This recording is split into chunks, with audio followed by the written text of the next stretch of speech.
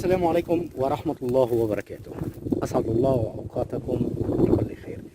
خلونا نشوف نحن وياكم كيف طرق معالجة لو انك انت انقطعت على الطريق. شو اول خطوات تقدر تعملها لتفحص عربية مماثلة. فيك تتبع اكثر من خطوة، ورح نحكي كمان عن الفنيين اللي بيقدر كيف طريقة تحديد مشكلة المس فاير. اولا اول خطوة بنروح وبنفحص شمعة الاحتراق.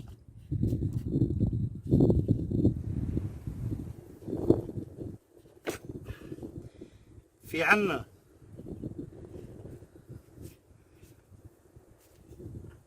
هل يا ترى عنا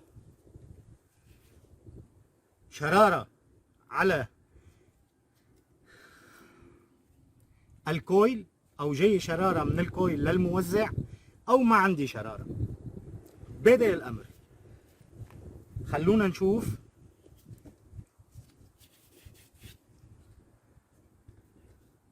تضرب لي مارش.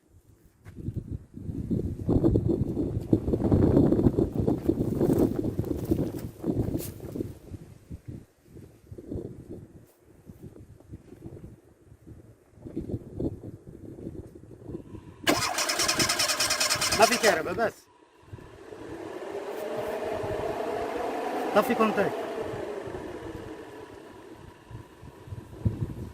ضرب لي مارش.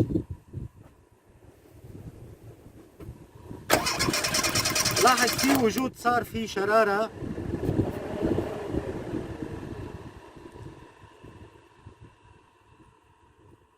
من الكويل. هيدي كانت الخطوة الأولى لأنك تحدد شرارة. في عندي مشكلة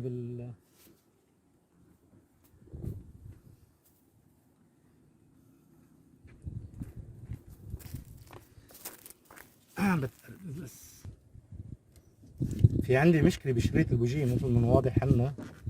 بنشوف هون.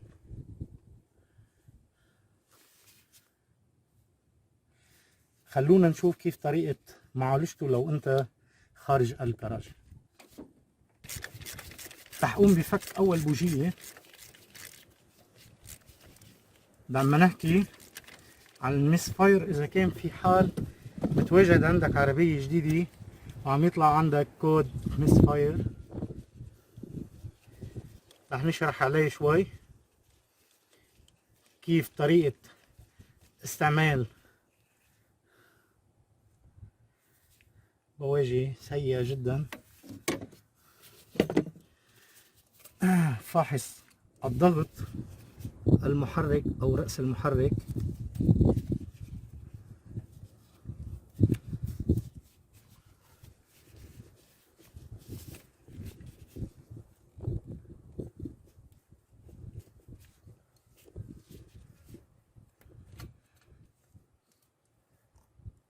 هيك انك تراقب الضغط.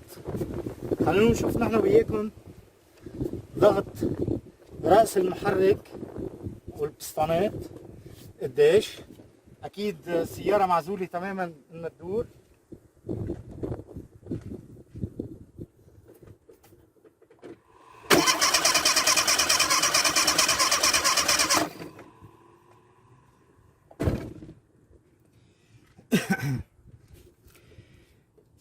بتقوموا بتسجيل هيدا الرقم حوالي 8 بار، 8.5 بار. واضح عنا 8.5 بار على اول سلند. بتقوم باعادة هالشي خطوة بخطوة، خطوة بخطوة. يعني على السلند رقم 4 عندي هون باتجاه رقم 4، وسلندر رقم 3 و2 و1، بتقوم بتسجيل كل سلندر قد ايه قيمته. وبهالطريقة بتقدر تعرف اذا كان في عندك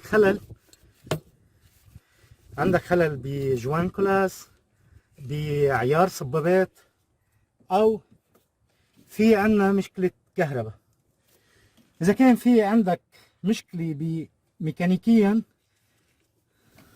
كعيار صبابات، رح نحكي نحن وياكم بفيديو جديد كيف بتتم عملية معايرة الصبابات بطريقة سهلة. خلونا نعالج اول شي مشكلة عدم دوران السيارة، لانه حقيقة انا عن جد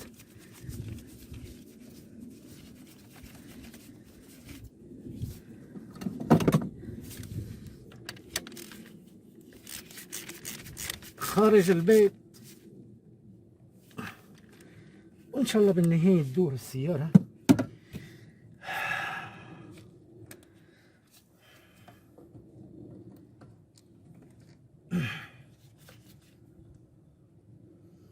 بطارية ما في.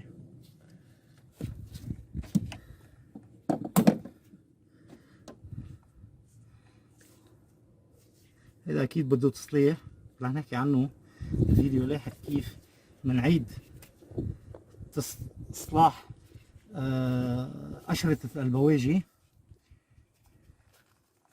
كيف طريقة فحصه. خلونا نشوف سوا اول شي اذا بتدور سيارتنا.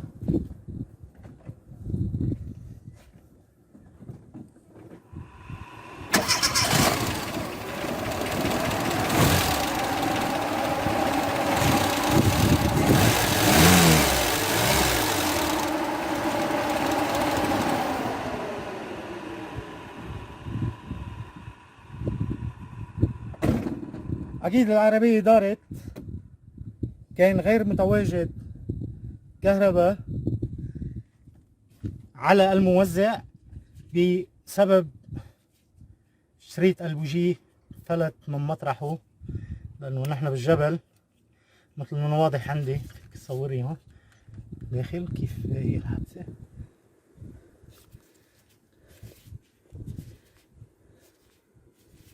اوكي تمام، هقوم بضغطه بشكل انه يوصلنا.